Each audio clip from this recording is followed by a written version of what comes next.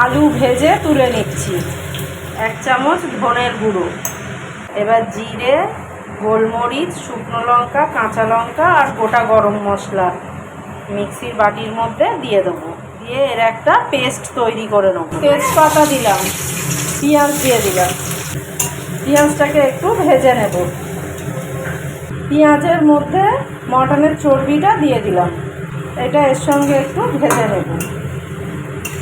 আর পেঁয়াজটা ভাজার সময় সামান্য একটুখানি চিনি এতে দিয়ে দিলাম।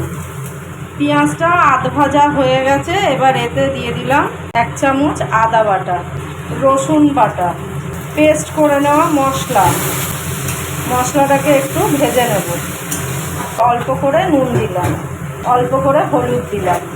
এবার মশলাটাকে কষে নেব। মশলাটা একটু কষে নিয়েছি, তা দিয়ে তেলও ছাড়তে লেগেছে। এবার এতে 1 হাতা টক দই এতে দিয়ে দিলাম।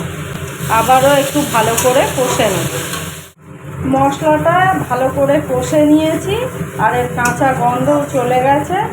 এবার এদিকে প্রেসার কুকারে 2টো সিটি মেরে রেখেছিলাম। নুন, হলুদ, পেঁয়াজ আর সর্ষের তেল দিয়ে মটনের এই স্টকটা বাদ দিয়ে শুধু মটনের পিসগুলোকে তুলে মশলার মধ্যে দিয়ে দেবো।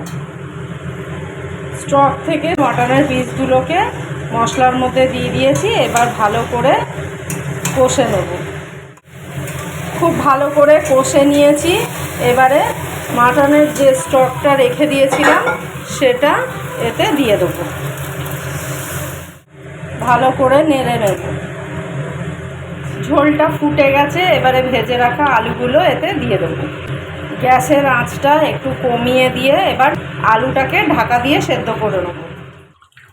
তৈরি করে নিলাম খাসির মাংস।